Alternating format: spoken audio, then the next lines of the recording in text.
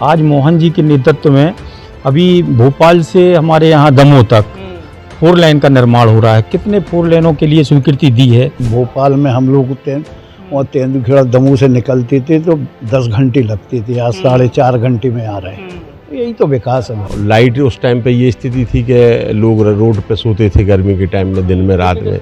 हाँ, और अब ये 24 घंटे लगभग लाइट मिल रही है। 2003 के पहले भाई साहब सब जानते हैं कि रोड में गड्ढा था कि गड्ढे में रोड था।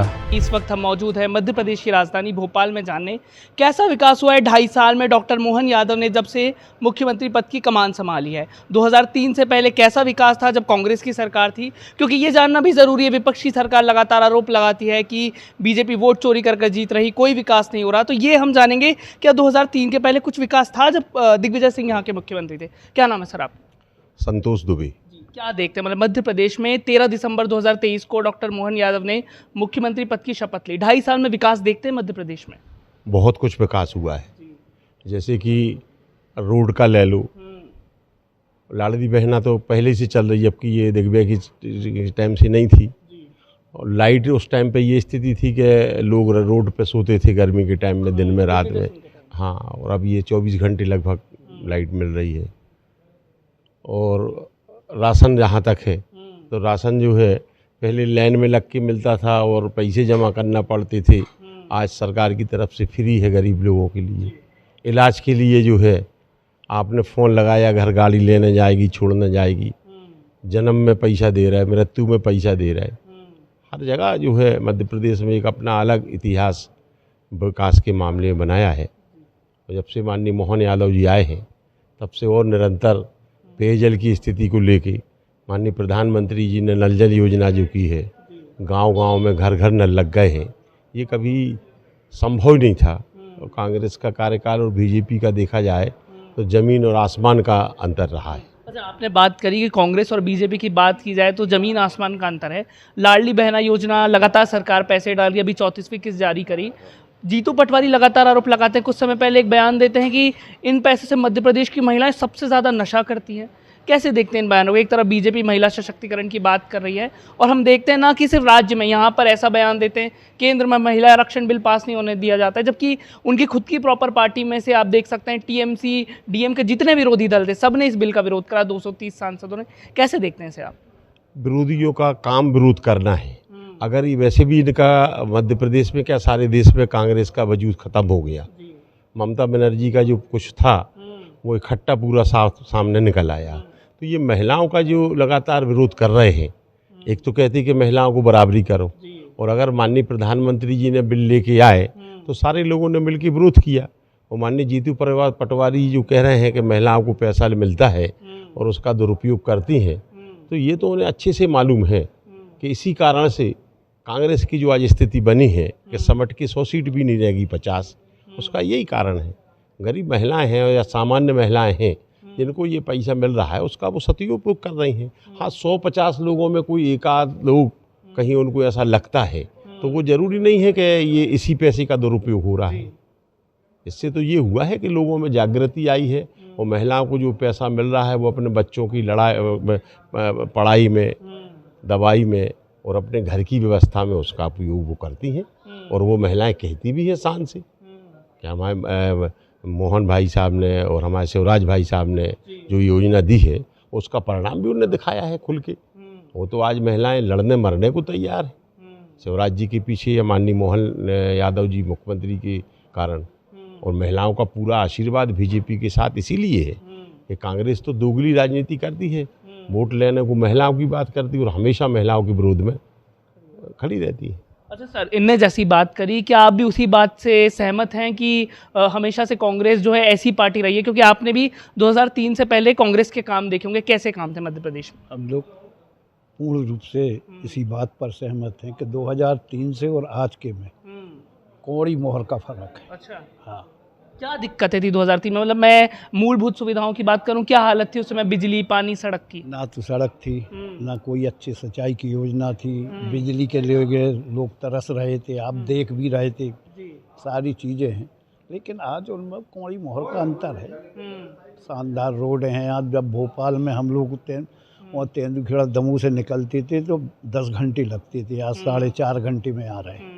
यही तो विकास है भाई। मतलब मध्य प्रदेश में, पूरे मध्य प्रदेश में सड़कें बिछी हैं। बिछी है, आप देख लो, आप किसी भी रोड पे चले जाओ।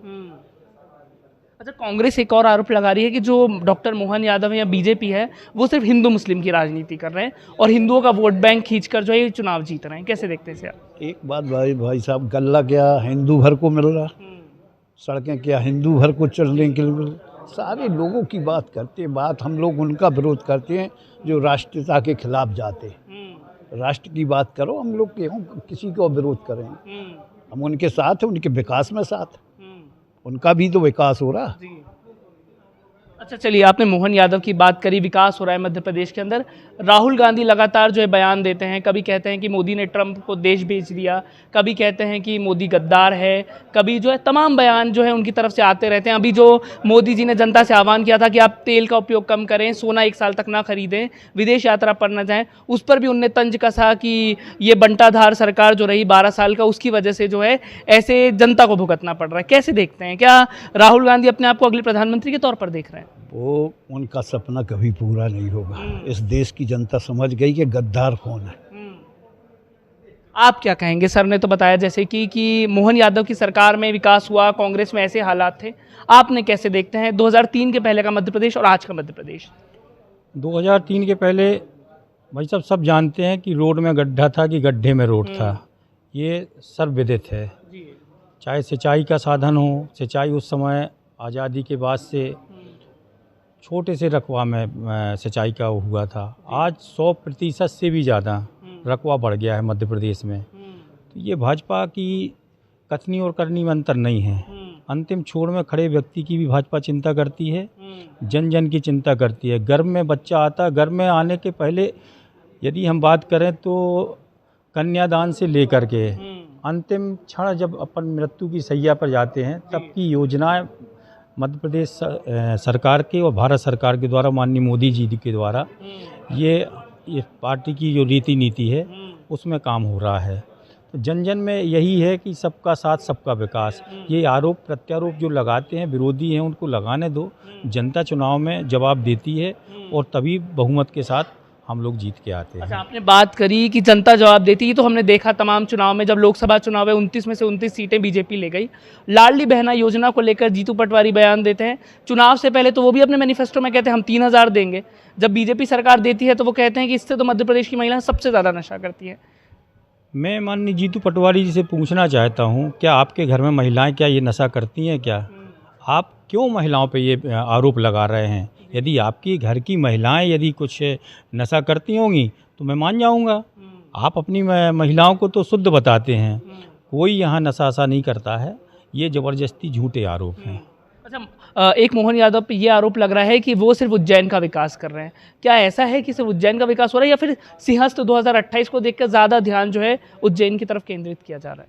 क्योंकि सिंहस्थ एक आस्था का केंद्र है और सिंहस्थ में मतलब मोहन यादव जी बहुत बढ़िया काम कर रहे हैं, पूरे प्रदेश में बहुत बढ़िया काम कर रहे हैं। जैसे अभी हमारे दस्सू भैया बता रहे थे कि हम लोग तेंदुखेड़ा वहाँ से आते थे 10-12 घंटे लग जाते थे। आज मोहन जी के नेतृत्व में अभी भोपाल से हमारे यहाँ दमोह तक 4 लेन का निर्माण हो रहा है। कितने 4 लेनों के लिए स्वीकृति दी है, तो ये सब दिखता है। आरोप लगाने से कुछ नहीं होता। उस समय क्या हालात थे 2003 से पहले, जब दिग्विजय सिंह 10 साल मुख्यमंत्री रहे? हम लोग भाई साहब 10 किलोमीटर भी गाड़ी पे आने के लिए तरसते थे। 10 किलोमीटर जाना होता था तो हम लोगों को सोचना पड़ता था कि एक गड्ढा में गाड़ी बचाते थे तो 10 गड्ढों में गाड़ी जाती थी। ये हालात थे। तो उस समय लाइट की बड़ी बेकार स्थिति थी, लाइट देखने को नहीं मिलती थी। अपन ने सोचा लाइट आ गई और दर्शन नहीं कर पाए, अगरबत्ती नहीं जला पाते थे और लाइट चली गई। आज संपूर्ण गांव में मध्य प्रदेश के 24 घंटे लाइट मिल रही है। 24 घंटे में शायद कभी कट जाए तो 1 आध घंटे के लिए जो 24 घंटे वाली लाइट थी, वो किसानों को भरपूर 10 घंटे लाइट मिल रही है। अच्छा, किसान कल्याण वर्ष भी घोषित किया है भाजपा सरकार ने। अभी उज्जैन से कांग्रेस विधायक महेश परमार एसपी से भिड़ गए, बोले कि हमारे नेता अशोक जाट को जो है जिला बदर कर दिया गया। कैसे देखते हैं, तमाम मुद्दे चल रहे हैं अभी सुर्खियों में? ये सब मुद्दा उछालने की बातें हैं। बाकी पार्टी में हमारे यहाँ बहुत अच्छा सब काम चल रहा है और पार्टी की एक ही सोच है, सबका साथ सबका विकास, सबको लेकर चल रही, चाहे किसान हो, चाहे महिला हो, चाहे विद्यार्थी हो, चाहे कोई भी वर्ग का है, सबकी चिंता कर रही है हमारी पार्टी और सब में बढ़िया खुशहाली है प्रदेश में। तो ये हमने बातचीत करी क्योंकि हम लोग कुछ ऐसे लोगों से बातचीत करना चाहते थे जिन्होंने दिग्विजय सिंह का शासन, क्योंकि लगातार कांग्रेस आरोप लगाती है कि जब से बीजेपी आई है भ्रष्टाचार बढ़ा है और विकास नहीं हुआ है। तो ये जानना ज़रूरी था कि जब लास्ट बार 10 साल कांग्रेस की सरकार, दिग्विजय सिंह मुख्यमंत्री रहे थे उस टाइम पर, कैसा विकास था मध्य प्रदेश के अंदर, और 2003 के बाद से भाजपा जब से आई है तब से कैसा विकास है। अभी डॉक्टर मोहन यादव मुख्यमंत्री है, तो ये जानना भी ज़रूरी था कि उनके कार्यकाल में कितना विकास हुआ है 2.5 साल में। इन तमाम मुद्दों पर हमने चर्चा करी, जो तमाम योजनाएं मध्य प्रदेश में बीजेपी द्वारा चलाई जा रही हैं। आपकी क्या राय, हमें कमेंट सेक्शन में ज़रूर बताएं।